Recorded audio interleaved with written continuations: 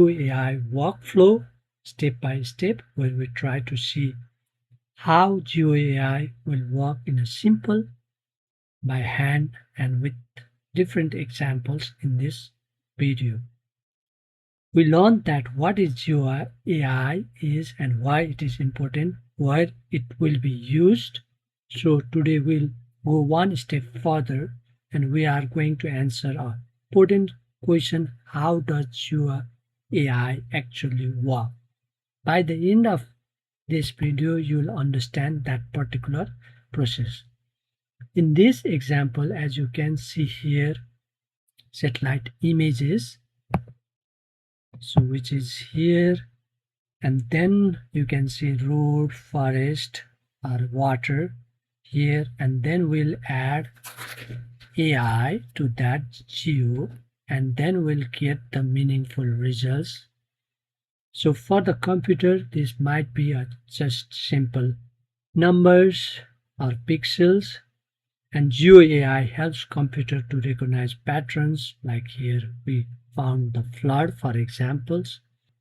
The process is summarized in 5 steps. We'll get the data as you can see in this figure, then process it, get the meaningful results by training the models, then the prediction and analysis.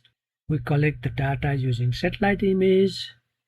Here you can see the river flowing, same this one, animated for the decades, and then we can collect using drones or GPS device or field survey, GIS database from secondary source.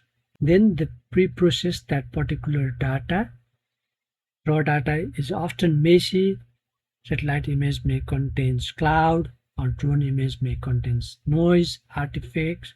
We need to transform them to a particular coordinate systems and resolution before training the model. We try to train the model, as you can see here, the examples of clustering or segmentation or classifications.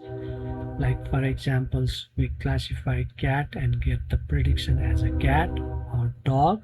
So we will do the same for the flood or boat or any results using different models like random forest or support vector machine, CNN, UNet, DeepLab V3. For example, in this image also, as you can see, the lake with boat, and we predict that lake using one of the model.